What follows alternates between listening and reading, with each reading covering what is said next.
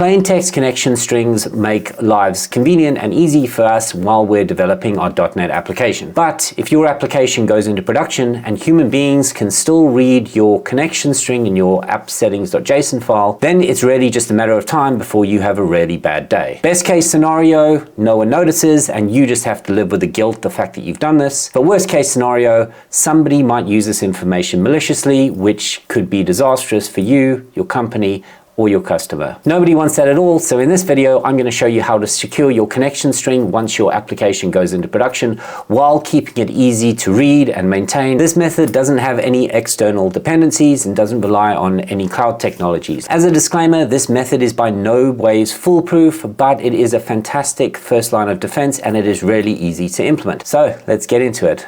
We are first going to be making sure that our JSON file contains a readable connection string during our development process.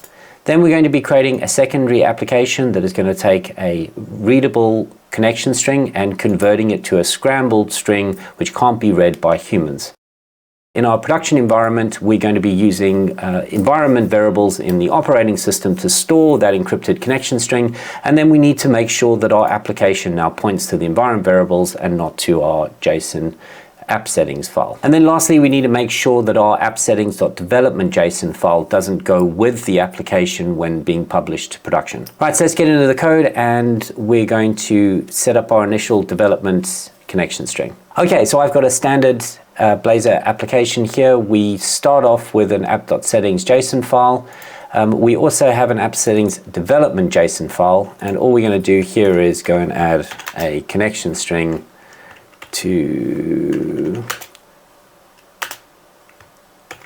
and we're going to call it my app Conn string, and that's as simple as that. So while we're in our development environment, our application is going to be using this JSON file. Step 2 is we're going to make a secondary console application that is just going to take a string and convert it to our encrypted string. So here I have an absolutely basic console application. All it has is a single class called string encryptor, and what this does is this takes in an encryption key.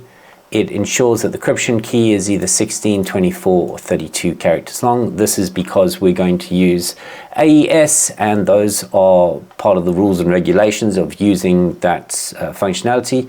And then it has a single method called encrypt, and it takes the plain text of the string you want to encrypt. Inside the encrypt method is really functionality that we don't need to worry too much about. All the complexity of actually performing the encryption is handled for us using the cryptography library.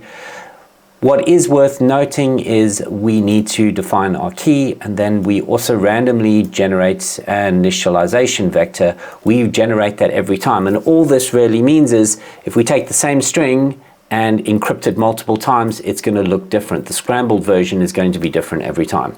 All you need to worry about is this takes in plain text and it spits out a scrambled version. Then in our actual console application, we're going to define our encryption key, and this string can be whatever string you like, but it needs to be 16, 24, or 32 characters, otherwise you're going to throw an error.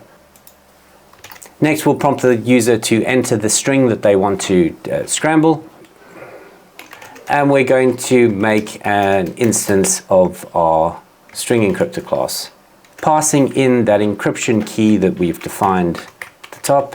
Then we're going to call our encryptor, asking it to encrypt the plain text, and we can store that in our ciphertext. Then we can just output that to the console so that someone can copy it. We could make this better and put it straight on the clipboard so that someone can paste it into the application, but that's fine.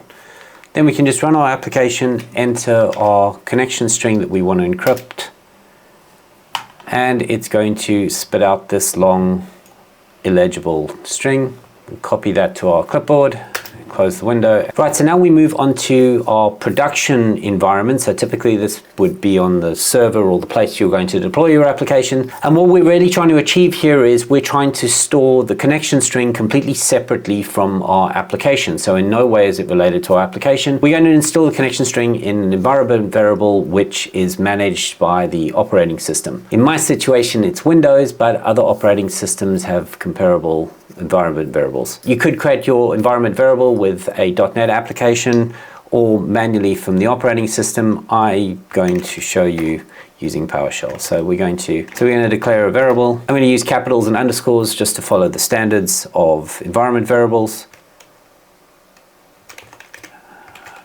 String. Here I'm just going to paste in the encrypted string that we generated from our console application.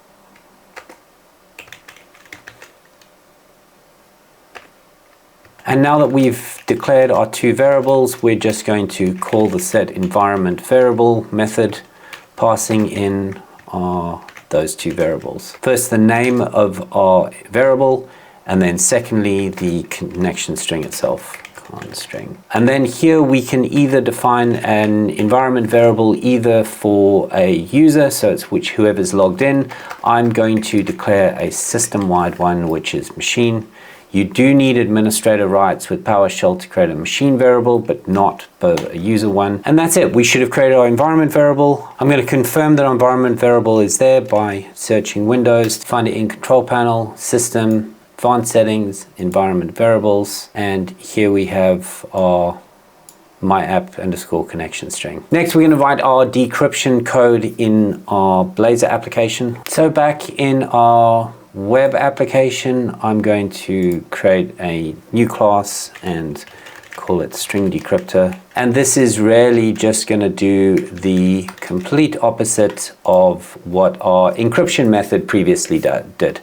So likewise, it's going to take an encryption key. This needs to be the same encryption key that we used earlier to encrypt the data. Our decrypt method does, as you would expect, does exactly the opposite of the encrypt method. It takes our ciphertext and it really splits it into two sections, which is the initialization vector, which is that thing that generates the random number each time, and then the actual portion, which is the connection string, and then decrypts them individually and returns our unencrypted string.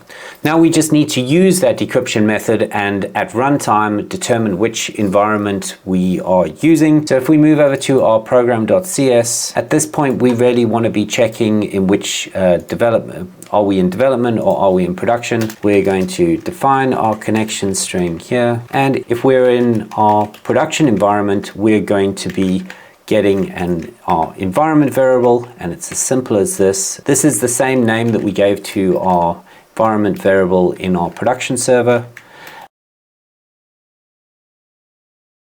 Then if we're running in development, we're going to be fetching our connection string based on the key that we've used in our appsettings.development.json file. This one here is obviously going to be the encrypted version, so we first need to run it through our decryptor. This is going to be our 24-character key that we use to encrypt it, and it's like the video, if it helped you.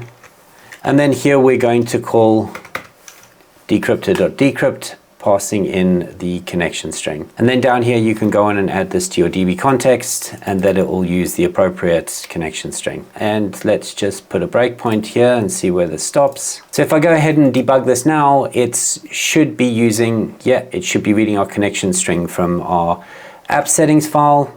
There it is, development server. This is absolutely great. And then what we can do to simulate how it would be if we were deployed it in production, I can go to my launch settings, which is up here in my property.